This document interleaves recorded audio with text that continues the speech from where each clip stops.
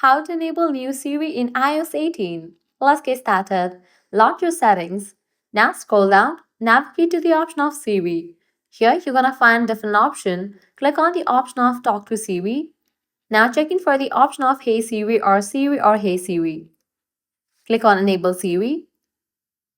Set up Siri and Hey Siri. This helps Siri recognize your voice when you say Siri or Hey Siri. Click on Continue. Now you have to spell out these sentences so that Siri could recognize your voice. So complete this process. Click on Done. You have just enabled Siri for your device. Now I can head back. If you want to allow Siri when your phone is locked, you can enable for this option. Clicking on the option of voice, you can select the accent likewise voice for your Siri.